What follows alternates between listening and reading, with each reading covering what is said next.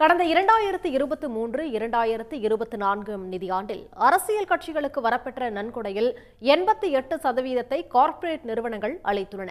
அவற்றில் பெரும்பாலான தொகை பாஜகவுக்கு கொடுக்கப்பட்டுள்ளது. 20,000 ரூபாய்க்கு மேல் பெறப்படும் நன்கொடைகளை தேர்தல் ஆணையத்திற்கு அரசியல் கட்சிகள் தெரிவிக்க வேண்டும்.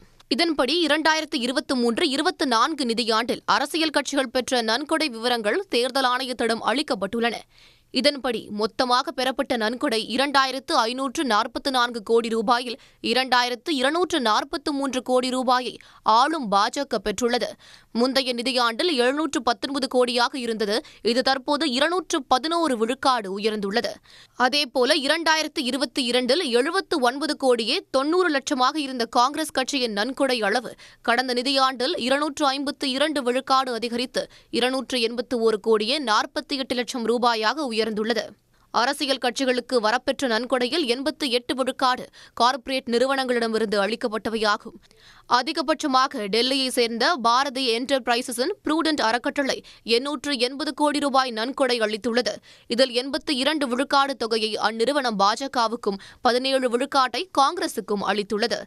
DLF, அர்சலார் மிட்டல், நிப்பான் ஸ்டீல் தலா 100 கோடி ரூபாயும், மாதா ப்ராஜெக்ட்ஸ் நிறுவனம் 75 கோடி ரூபாயையும் நன்கொடையாக அளித்துள்ளன.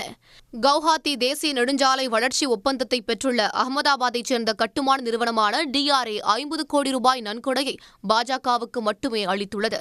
மற்றொரு அகமதாபாத் நிறுவனமான இன்டஸ் பார்மா 25 கோடி ரூபாயை பாஜகவுக்கு நன்கொடையாக அளித்துள்ளது.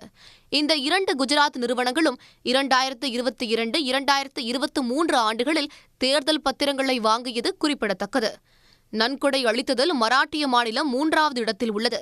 அந்த மாநிலத்தைச் சேர்ந்த நிறுவனங்கள் 53 கோடி ரூபாயை நன்கொடையாக அளித்துள்ளன. இந்த நன்கொடைகள் அனைத்தும் நாடாளுமன்ற தேர்தல் நடைபெறுவதற்கு முந்தைய நிதியாண்டில் அளிக்கப்பட்டவை என்பது குறிப்பிடத்தக்கது. உடனுக்குடன் செய்திகளை தெரிந்து கொள்ள சன் நியூஸ் பெல் ஐகானை கிளிக் பண்ணுங்க.